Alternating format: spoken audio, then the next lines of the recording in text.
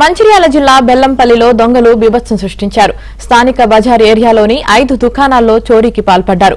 అర్ధరాత్రి దుకాణాల్లోని main gate తాళాలు పగలగొట్టి చోరీ చేశారు.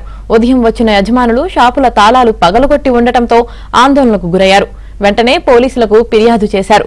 ఘటనా స్థలానికి చేరుకున్న పోలీసులు షాపుల్లోని సీసీ కెమెరాలను పరిశీలించారు. కొన్ని షాపుల్లో నగదు వస్తువులతో పాటు ఓ ఫోటో స్టూడియోలో విలువైన కెమెరాలు చోరీ చేశారు. చోరీ దృశ్యాలు సీసీ కెమెరాల్లో రికార్డయ్యాయి.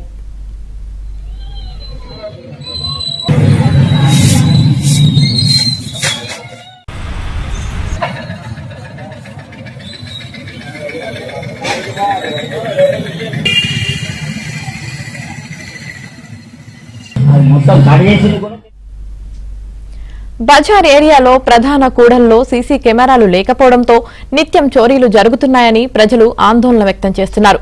కొన్ని రోజుల క్రితమే ఆగి ఉన్న కారు నుంచి 28 లక్షల రూపాయలు చోరీకి గురయ్యాయి. ఆ ఘటన మర్చిపోకముందే 5 షాపుల్లో మళ్లీ దొంగతనం జరగడంతో వ్యాపారులు భయాందోళనకు గురవుతున్నారు. బాధితుల ఫిర్యాదు మేరకు కేసు నమోదు చేసి దర్యాప్తు చేస్తున్నామని పోలీసులు తెలిపారు.